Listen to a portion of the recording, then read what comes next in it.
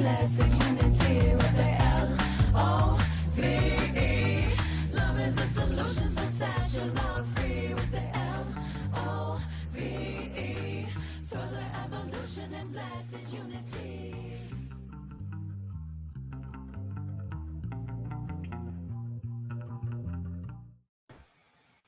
Good morning, self-lovers. Welcome back to the Self-Love Show. It is 10 a.m. Thursday morning. You know it. Tuning in live. So grateful. For those that are new, welcome. We also have an amazing YouTube channel that we would love for you to check out. So go like, share, and subscribe. And you'll find us on podcasts too. So Apple, Spotify, all the locations. So please go check out all our amazing gems of shows from the past, 2 years or more. We're so grateful to do this show. And today we have a great guest. So I'm going to read Tony's bio really quickly. So Tony is our guest today, and he's amazing. He is a Djedi Dojo Master.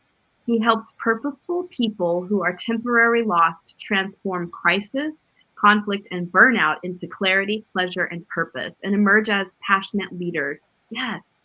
Tony's sacred intent is to bring humanity back into balance without gaslighting and without bypassing. He is a facilitator for High Global, leading workshops on love, intimacy, and sexuality.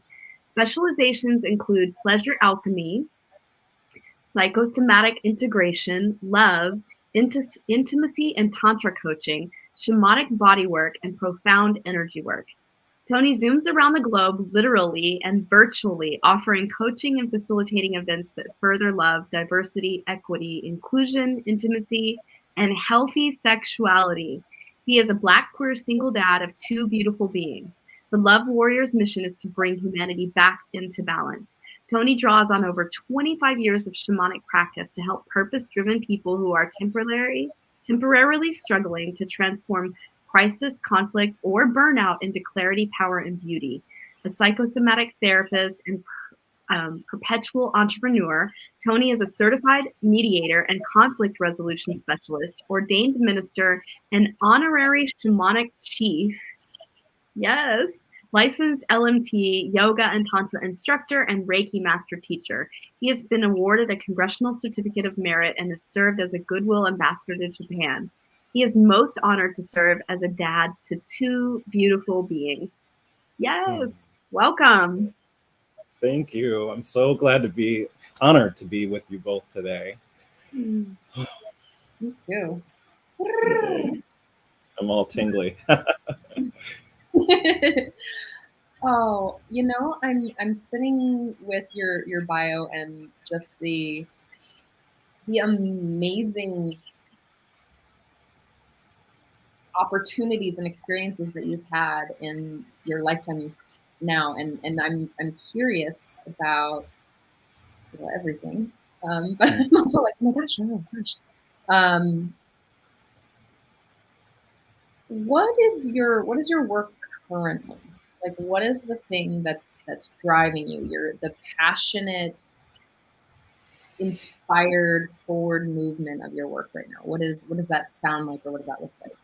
Ooh, thank you. Like, what gets me out of bed in the morning is connecting with people. And it's an honor to be able to have people come into my practice or virtually meet with them. My practice is the Love Warrior at lovewarrior.com. We're all like struggling or fighting for something.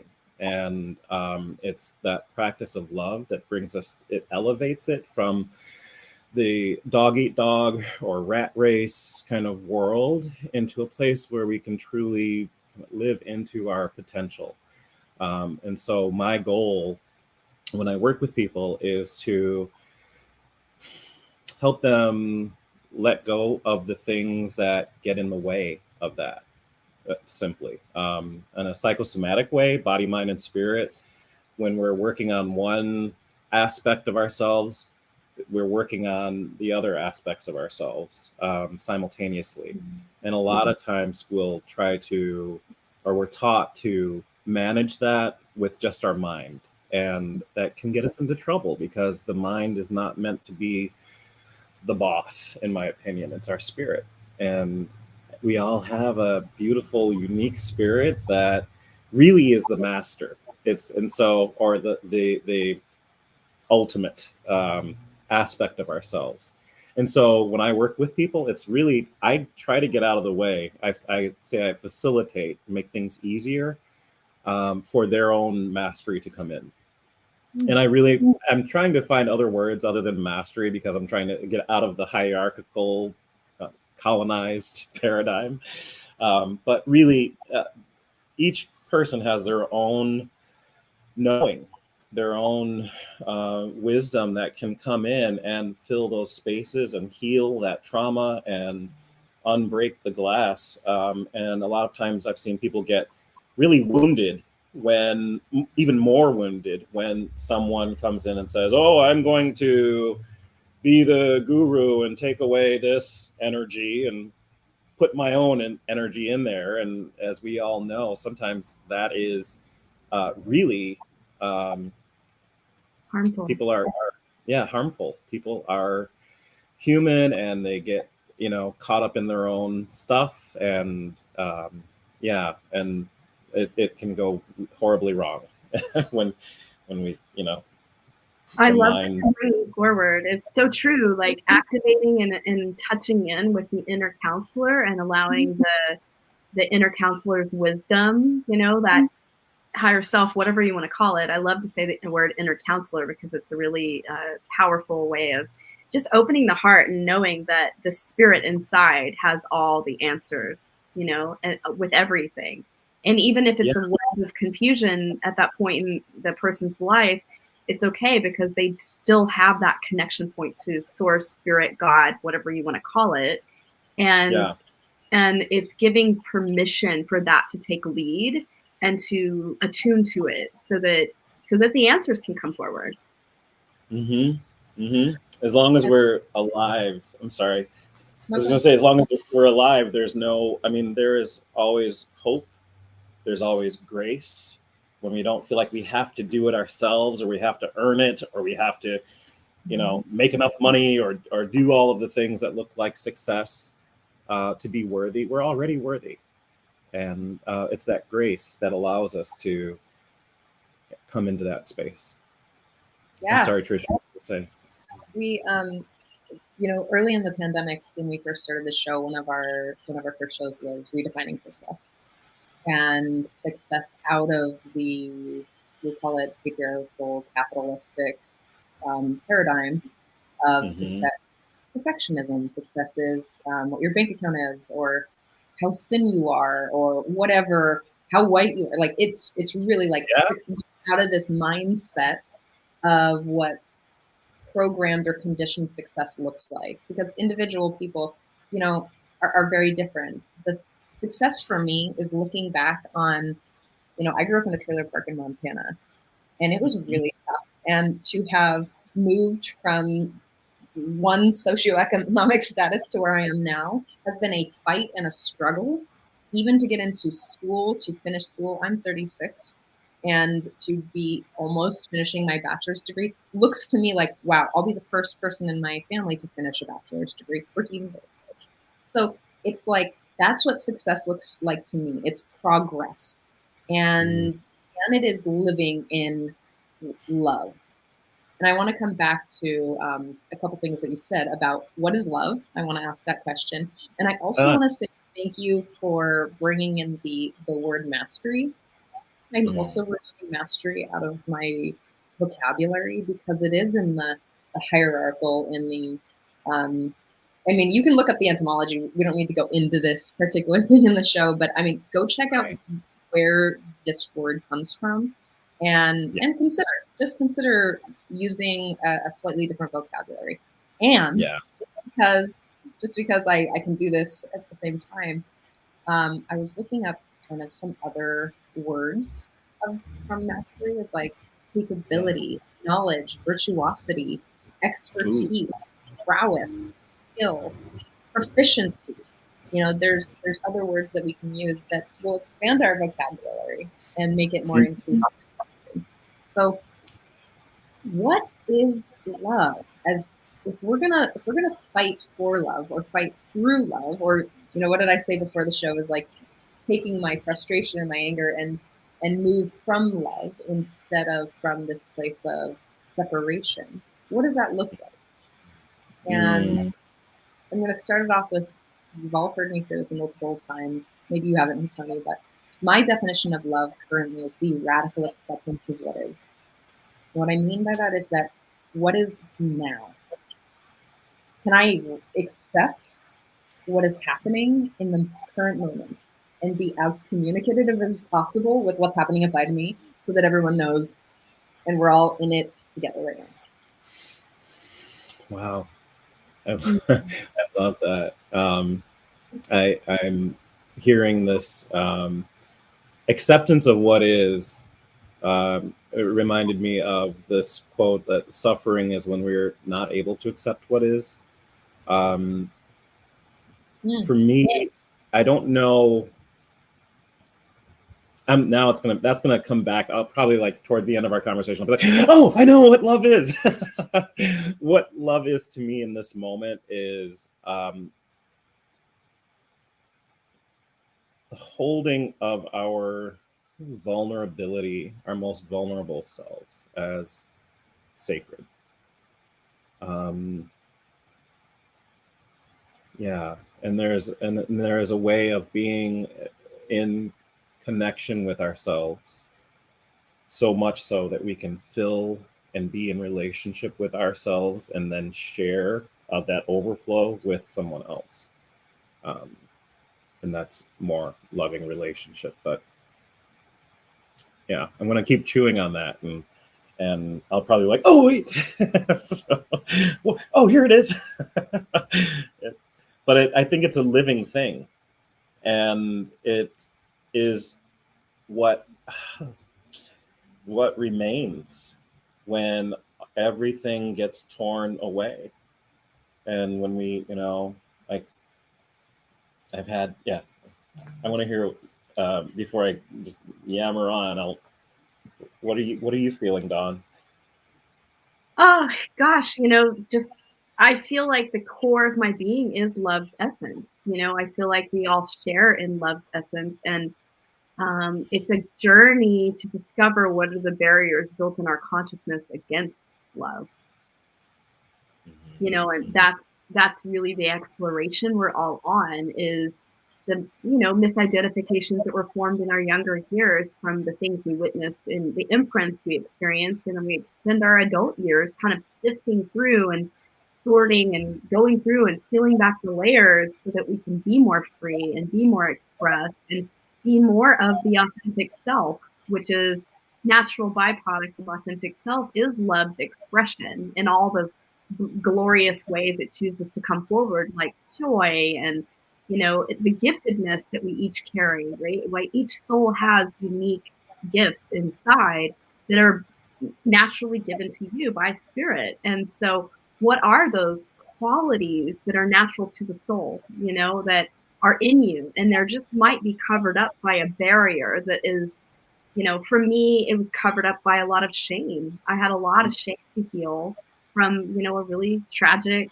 childhood experience, and that really formed my distrust in self to be able to shine my light. And now I don't feel that way. I feel like I'm able to step forward and shine and vocalize my truth and speak my truth. But I've gotten here from a lot of healing. I had to do a lot of healing on myself to arrive at this place. And I just want to speak to the viewers out there. If you've had, trauma or trouble expressing yourself or vocalizing yourself, then it's really important to lean in and keep going and know that you're up against a barrier. And just because you're feeling it now and it's heavy and it might be troublesome doesn't mean that you're not working your process with it. And it doesn't mean that you're not in the heart of a major breakthrough. And give yourself permission to have the breakdown, to have the breakthrough. Absolutely. Because love is your guide and leading you. We're all sharing in love. Love's essence. I'm really resonating with what you said, and that it is our essence, and so that it's love is not about, or attaining love is not about adding things, but perhaps taking things away Yes. that distract us or get in the way, or the things that we struggle for.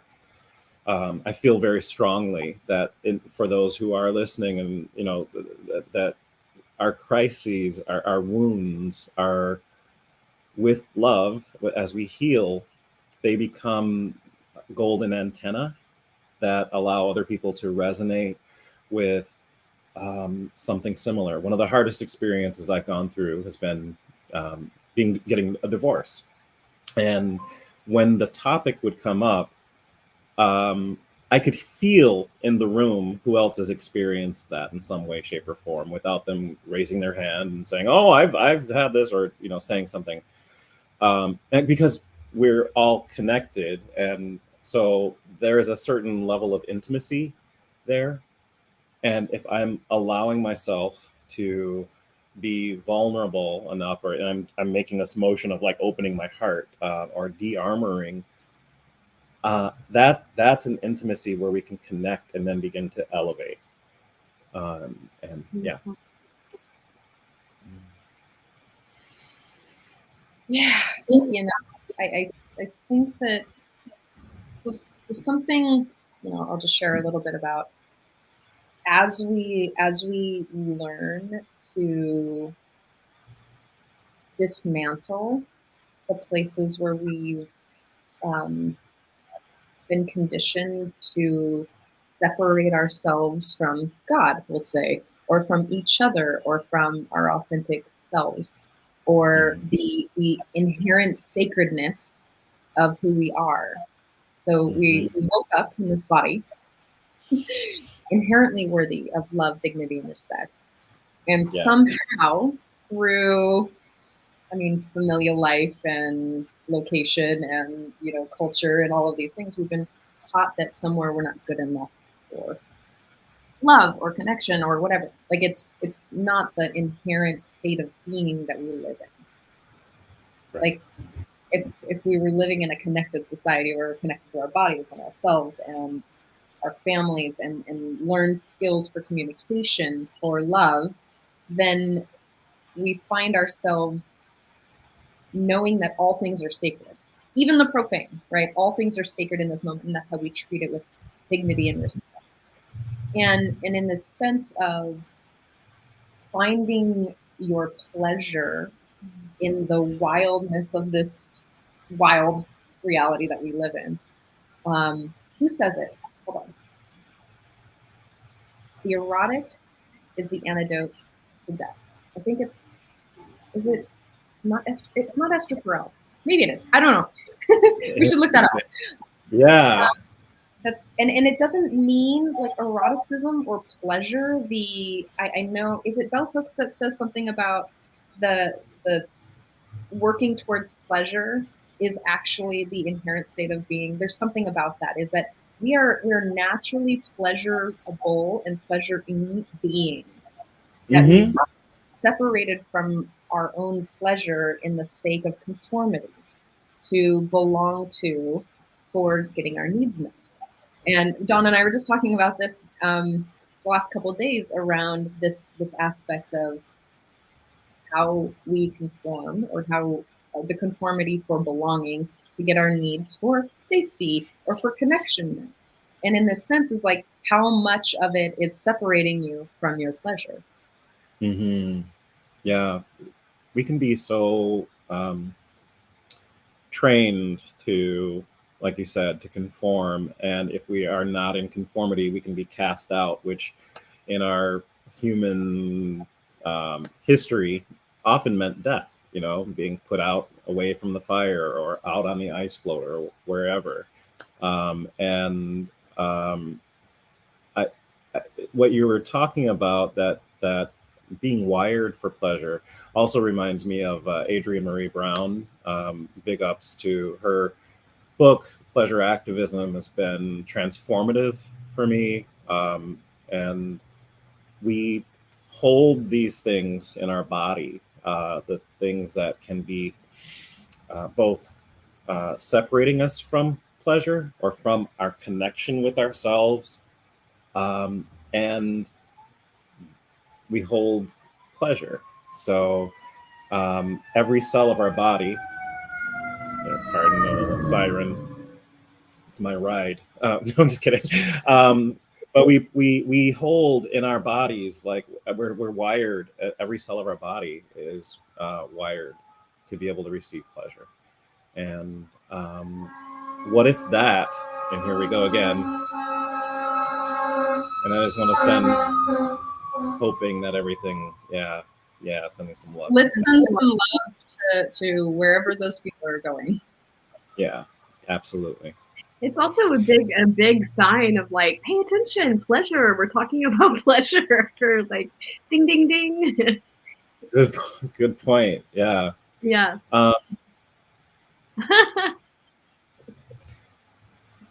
I'm noticing that I made a little joke about that's my ride, and I'm also noticing that I wanted to come back into empathy, and I'm glad that we sent love to where the sirens are going, because empathy and that kind of vulnerability is what allows us to access the gateway into connection, into pleasure, in my experience. There's this place of practicing, rather than like, I've arrived and we've all got it, it's all together, and therefore everything's going to be checked. All the boxes are checked, as was mentioned earlier.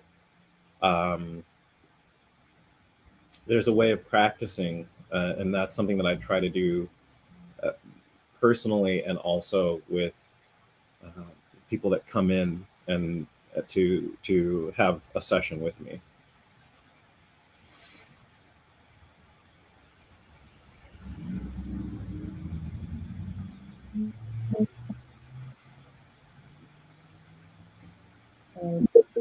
Yeah.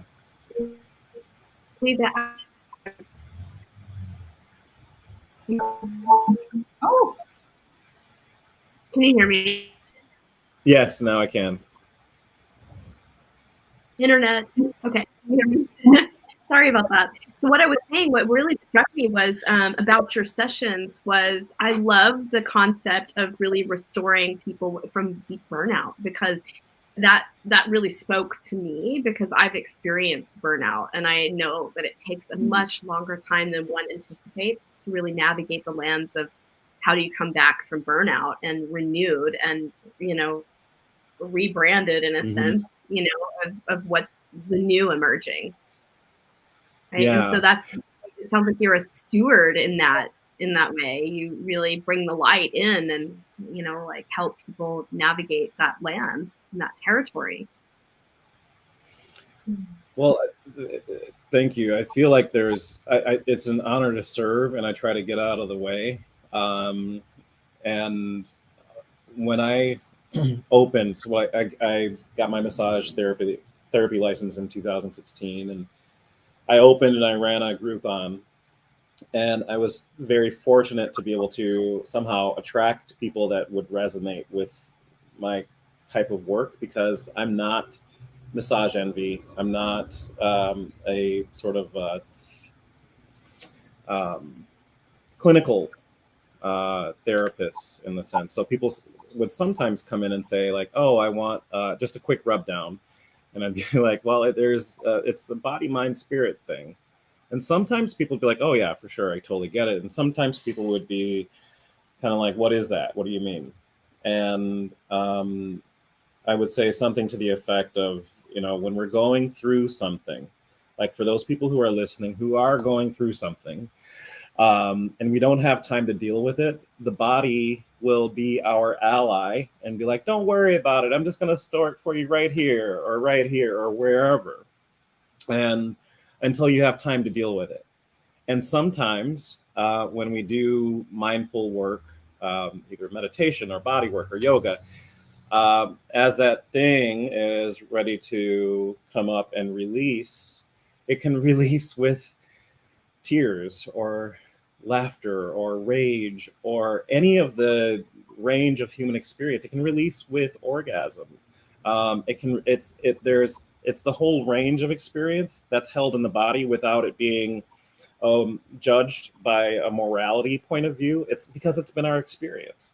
And so I welcome people to be able to make sounds or cry, or there's room for tears, or all of those things, and not as a way of re-experiencing the trauma or the pain or upset, but it's a way that it's a release. And so sometimes, things can happen in a quantum kind of like instant where we shift and release and come back into more connection and alignment with our core vibration. And so sometimes people will say like, oh, it's taken 7 years of lugging this thing around. I know it's going to take 7 years or more to heal, and sometimes it can be miraculous, and so I love that room for spirit to come in and to shake out that trauma or shake that shame out of the game, so to speak. Nice. Yeah. I really open the concept that miracles can happen every single day. You know what I mean? Like we can invite in a miracle at any point. And that's really allowing spirit to just fully come in and, what is available to lift and clear for that person in that moment. When I work with clients, like I'm like, anything is possible. You can let this, no matter how long the long-standing pattern has been going, now is the moment that we could actually just fully drop it and let it go. Possible. You know what I mean? Depending on the level of consciousness and like where they are with their process, and if they've received all the learning and gotten it, like it can shift. Yeah, we can embody it. And I was having a conversation with a friend earlier today where he was saying that the more he and I love this, he was saying that the more he has been able to give himself totally over to pleasurable experiences, having that massage, eating that decadent meal, or whatever it is, the more he's available to pleasure in the mundane experiences. And bringing the miraculous to the mundane is that's really what is exciting to me. I love that. One of my previous partners would shame me for I just celebrate all the little wins of the day. I mean, like literally, I got up and did the dishes, like it's just, and he was like, I'm just not going to celebrate the mundane. And I was like, this sucks. I mean, and in the sense, like if you grow up in a really hard way, I grew up in a hard way. I've had lots of tragedies. I've had lots of just like working through, and that sometimes I'm like, man, I got to talk to my best friends today, or the sun is shining and it's been rainy for days. I mean, like both theoretical and and real. It's like there's so many little moments that bring pleasure. Yes. And we've got to train our brain to actually hit that dopamine. All right, now we're going to get into some stuff that I really, really love. I've been researching limerence, love addiction, sex addiction, codependency, and this NRE, new relationship energy, and how our society is so depleted with oxytocin and dopamine and serotonin. Like, so ADHD, this is part of the research, is that I was recently diagnosed with ADHD. And I know a lot of people with ADHD. So it's a dopamine deficiency. And I was thinking, like, well, where did this come from in my life? And I think that it's a trauma-based experience where now that my body doesn't actually produce dopamine as often as. So we're seeking limerence, or the obsessive love piece, like, oh, I want dopamine, or we're seeking this, like, oh, I want sugar, or these obsessive places seeking, Mm-hmm. which can Mm-hmm. also be bypassed, right? I'm seeking polyamory or all Oh, of these loves because I need the dopamine hit so that I can feel myself, my body. Mhm. And so one of the My things that sense of belonging. yes, right? And so then there's this piece of retraining your brain and your yeah. body to be in the pleasurable experience every day so that you're not doing the addictive place of dopamine, serotonin, oxytocin, like you're not playing in that addiction of Yeah. it. So the difference between bypassing to pleasure and actually retraining to allow yourself to be in pleasure. Let's Mm-hmm. talk about how do we get Oh, there? I love that. I mean, well, first of all, like it kind of goes back, and that was I love that whole piece. I'm like, how I'm gonna take a big bite out of that. Um, there's this, but there is, I just have to say, like, I was on a beautiful day recently where, um, this angel decided we were walking on the golf course, and the sprinklers came on, and we were like, they were like, let's do cartwheels through the sprinklers, and it was just so simple and so joyful. And I was like, really? And like the adult in my brain like got out of the way to let the kid come out and play, and it was very healing for me. And I'm saying that like that was a little pleasure that was ended up being more profound. And we're kind of, I feel like we're kind of trained to seek this pleasure ladder where it's like, I want the ultimate pleasure. And for some people, that's connection and sex. And for some people, that's money or whatever it is. But we're in seeking those ultimate pleasures, we can begin to bypass or overlook all of the miraculous things around us. And there's some quote that says, do you want miracles? You're embedded amongst them.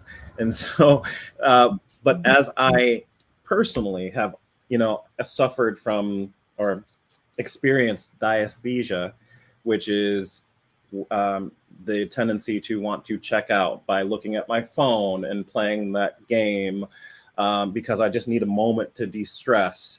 There's nothing to be shamed in that, but if I begin to become addictive toward it, or if I begin to look for that sugar high over and over and over again, or needing to de-stress and eat, a big bag of cheese puffs and drink a bottle of wine watching the Real Housewives or whatever, that's one sort of like, escape. And I don't really mean to shame anyone or myself and any of these things.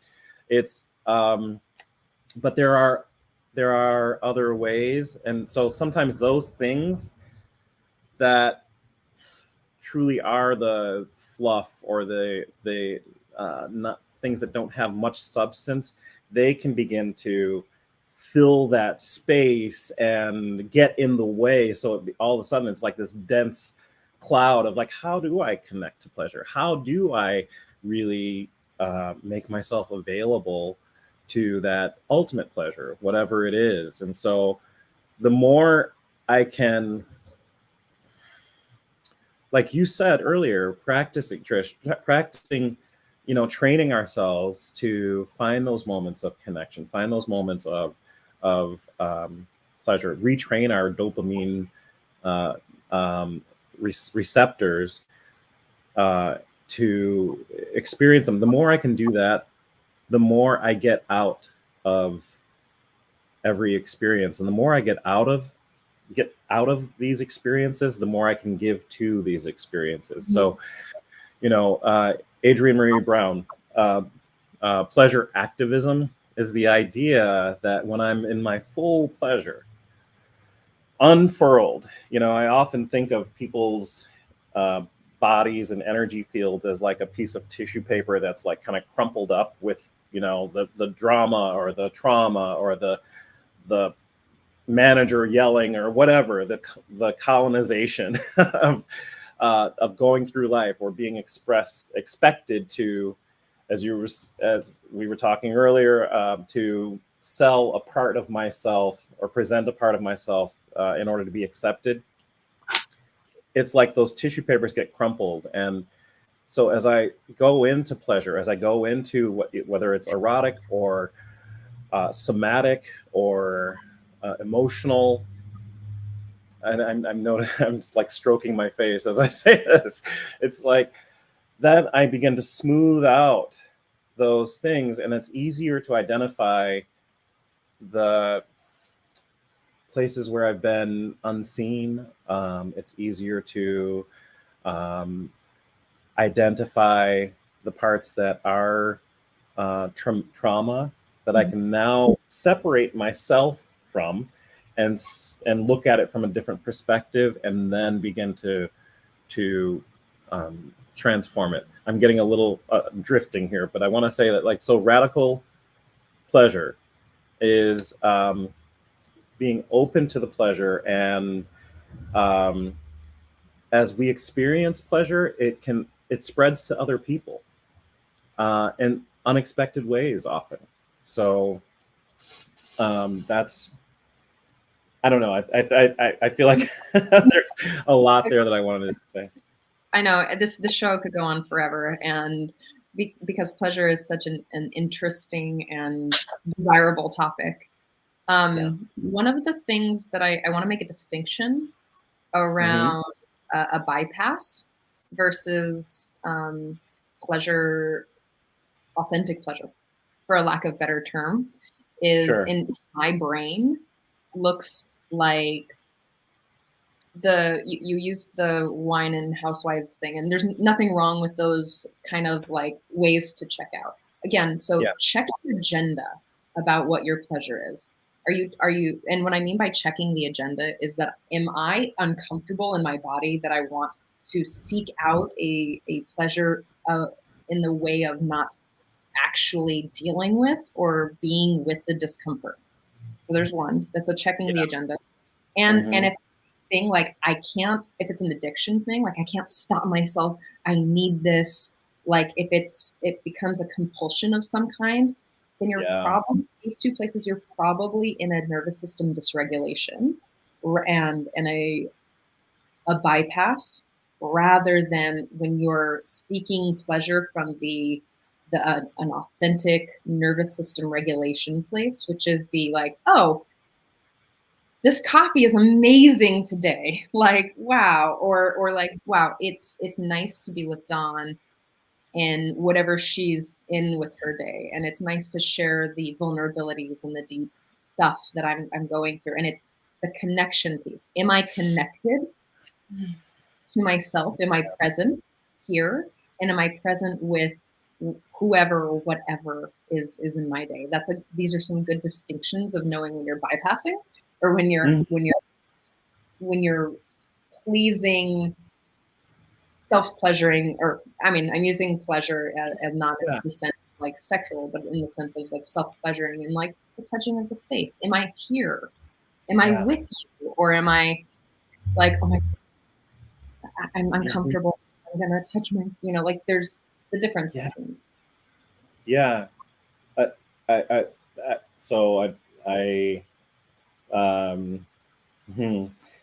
I just want to appreciate, Dawn, you said a beautiful prayer, and this is our first time sort of meeting and having a conversation, and prior to going live, and it really touched me, it moved me, and I felt something open, like my heart open. And Trish, with what you're saying about, am I present? Am I really here?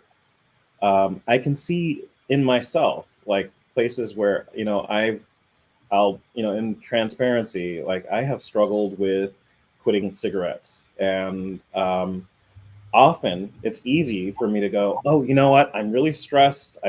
Things are hectic. I need a moment to myself. I'm going to go and have a cigarette. That cigarette isn't necessarily connecting to myself. It's like eating a potato chip. I can enjoy the one potato chip, but sometimes I'm like just eating without being really conscious, really being present, and inhaling the whole bag, And so, or I did have an experience recently at Soul Play, a festival about connection, and that's where I met you, Trish, and on the way up there, I was out of cigarettes when I flew into town, and I was like, I told my Uber driver, oh, you know what, can we like stop at the store before we get to where I was going to stay? And he was like, oh, just take 4 of mine. And I was like, okay, great.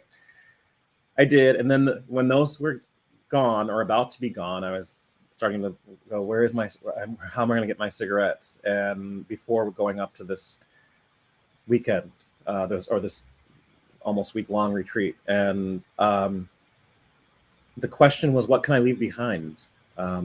What gets in the way of connection? And I opted to, feeling a little emotion as I say this now, I opted to replace the cigarette ritual with connection. And even if it meant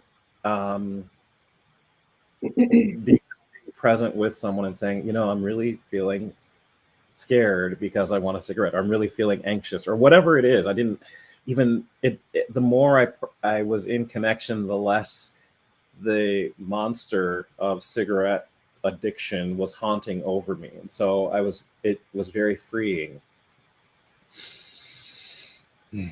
Wow, I really want to acknowledge you for that. That's a profound connection, to choose connection and what can I let go of. And that ultimately smoking cigarettes is something you want to truly let go of, and it's not serving you at the greater good of your full vibrancy and health.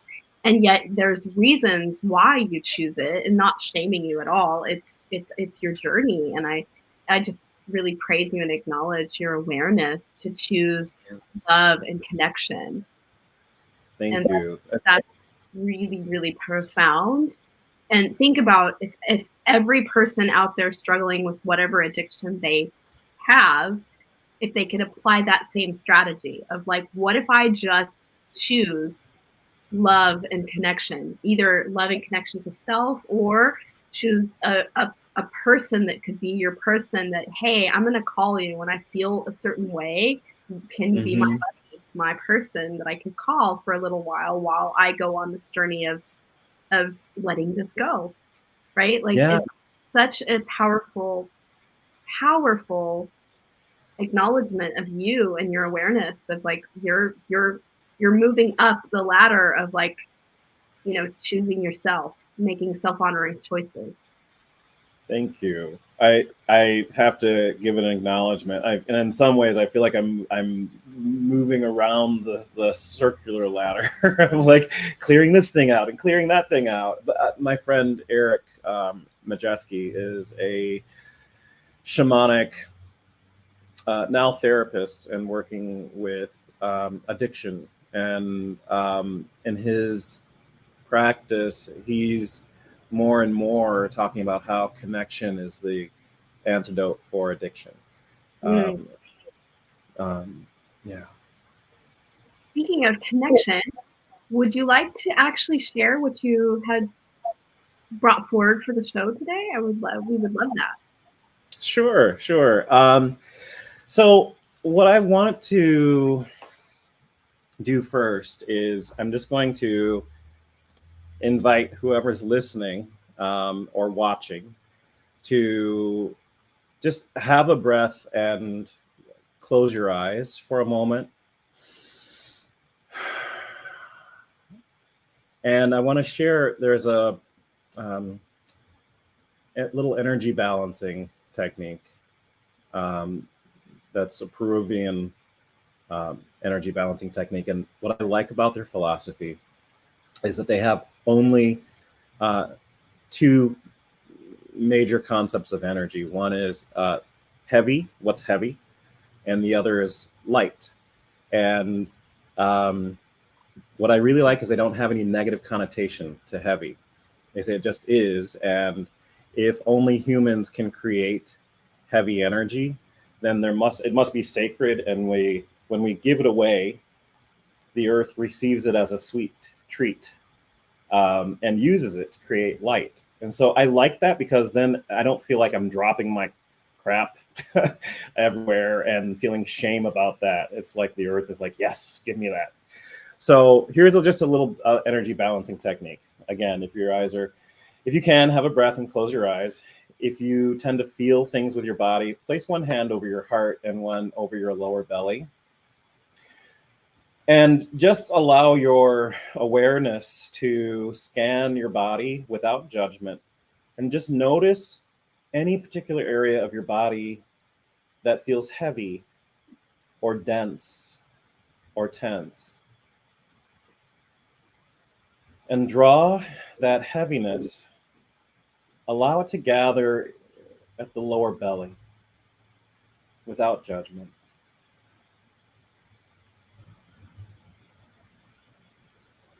Just let whatever's heavy be heavy, and let gravity pull it toward the lower belly, and then allow it to drop toward the tailbone, and allow it to drop through the chair or whatever you're sitting on, and let it drop through the floor, and let it drop through the foundation all the way to the heart of the earth. And just allow yourself to empty through this channel right into the heart of the earth, whatever you don't need right now. Whatever you don't need right now continues to drop. And while you're emptying, I want to invite you to imagine a liquid sunbeam pouring into the top of your head. And let it pour down the throat into the heart center. Let it pool there, this light, buoyant energy. And it's an effortless energy of ease. It's the energy of inclusion. It's the energy of warm laughter. This buoyant, effortlessly expansive energy. And let it continue to expand into the places in your body that once held heavy.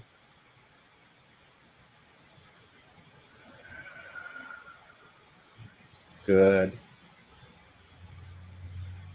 And it's nothing you have to manufacture. It's just allowing this light energy to come in and move into these places that have been working so hard. And have a breath and open your eyes if they're closed. And you can do this anytime that, even if you're in conversation with someone and you perhaps feel their heavy energy, if you're feeling it, allow it to drop through you, empty it. And as you invite that buoyant energy in, it will, often you'll see a shift in the way this person is interacting, in the way that they're being, because again, we're all connected. And so I want to share now, I'm going to hold up a picture, a little drawing. And this is a medicine wheel of how we manifest things. So there's the top, there's the north, south, east, and west.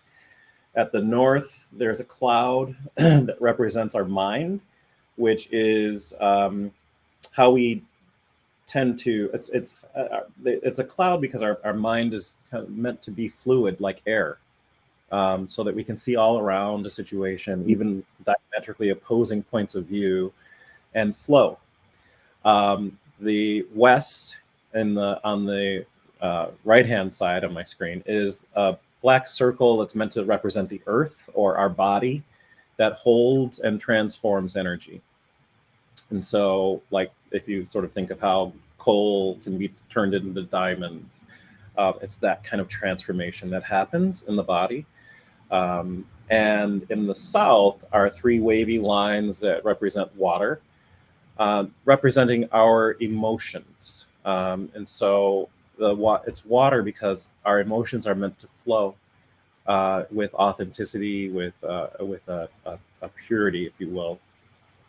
And in the east, on the other side of the paper, is a spark. It's an asterisk that's representing our spirit. It's like the spark of a new day, the things that might just want to get out of bed, those things that inspire us. And finally, in the center, there's a open circle that is representing the void, those things that we all come from, the things that everything disappears back into. And so the way that in balance, what could happen is that our spirit, our spark, is what informs, like, what do we need to do next? Something shows up in me and it says, you know what? I want you to move to Hawaii, or whatever it is. I'll just use that for an example right now. So I get this inspiration to move to Hawaii. My mind, in flow, would then begin to research, facilitate all of those things that I need to find out. Who do I know there? What am I going to do there? How am I going to ethically be in Hawaii? And then my body will begin to take that energy and transform it by carrying my butt into the airport with my bags, and I get on the plane, and that's the transformation part there. The emotions in the South are my vulnerability of, like, wow, I'm excited. I'm moving to Hawaii. I'm on the plane. And actually, this is a true example. I was super excited. I was on the plane moving to Hawaii, and in talking with someone, that sharing those waters, it inspired their spirit to say, hey, do you have a job? You know, and so by the time we landed, me and my friend in Hawaii, we were offered jobs. And so it was like this manifestation wheel kept moving around. But sometimes it gets out of balance. So, for example, I might get the inspiration to move to Hawaii, and my mind, instead of being the facilitator, begins to think that it's the boss. And it might say, well, who are you to move to Hawaii? Like, my inner critic might show up, or it becomes rigid. Instead of being the facilitator and saying, okay, boss, to spirit, it's like, you know what? I don't think that's going to work. It's not ethical. It's not sustainable, but all of these things. And so then I can get kind of blocked up there. But in flow, it's the facilitator. It's like, okay, boss, let's go. My body sometimes can lose sight of the inspiration directly across from it, my spirit. And so I might be going through the motions, and I become like a battery that gets drained and not replenished. So then it's like, I'm just humdrum. I'm like, it burnt out. That's what that experience is. But if I'm connected into my inspiration, into my spirit, then I'm also getting this energy replenished as I expend energy. And then finally, in the South, the waters, like, so what happens to water that doesn't flow? If I don't share my emotions, if I hold everything, what happens to water that doesn't flow? It becomes stagnant, and things start to grow in it. It becomes toxic. No one wants to drink that water. Or I might try to suppress those emotions because I don't want to experience the pain. I don't want to feel that. And as I push that down, then eventually things can start to erupt. The water, like shoots out when I don't, sideways, when I'm least expecting it. Or another way sometimes people approach this or don't approach it is they freeze everything, and then they get the experience of, like, where's your heart? I don't feel you. What's happening? But in balance, The mind is the facilitator. Spirit's the boss. Our spirit is the boss. Our mind is just meant to facilitate that inspiration.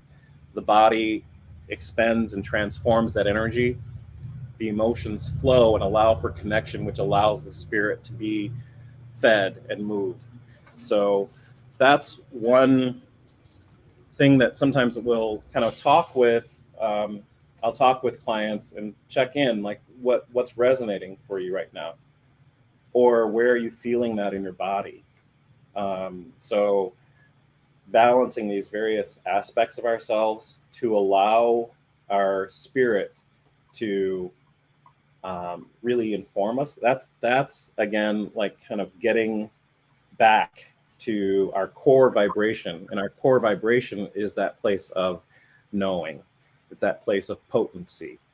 It's that place of virtuosity where the miraculous can really happen.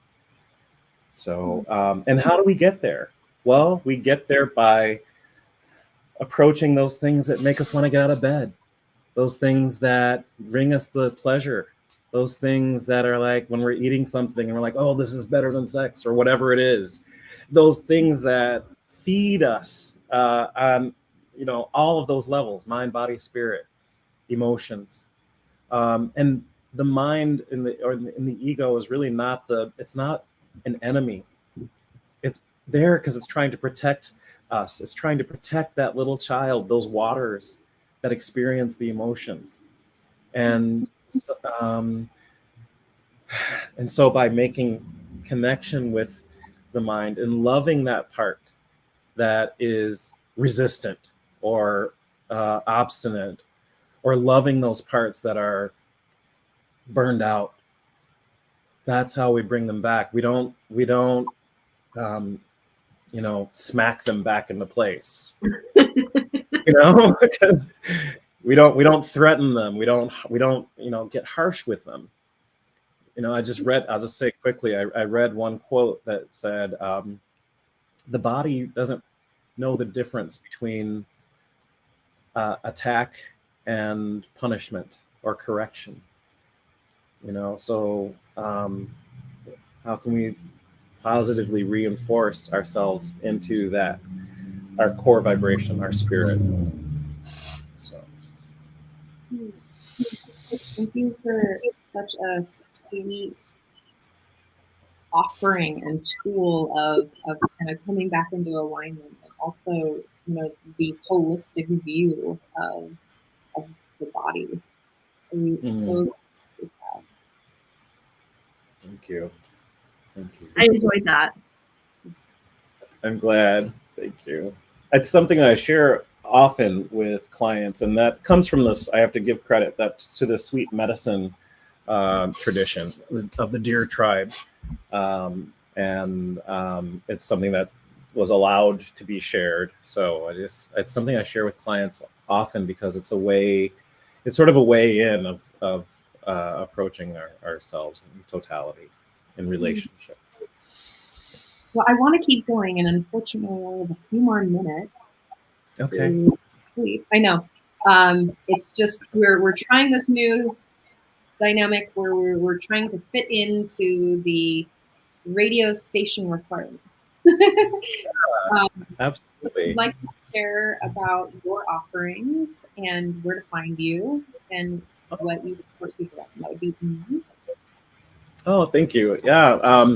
So my website is thelovewarrior.com, thelovewarrior.com. And I'm excited to be offering a retreat on pleasure alchemy this October 7th to the 9th at a farmhouse in Michigan.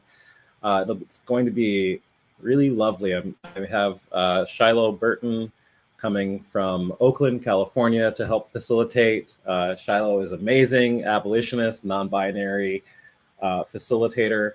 Tazima Parrish is also a really powerful, potent pleasure activist, I'll say, and also a women's empowerment and sexuality coach. Michael Taylor is a drumming master from the African tradition, who studied with a lot of tribal chiefs and is going to be holding the space of a community ritual to begin to transform those wounds into the gold that holds the vessel. So a little kintsugi there.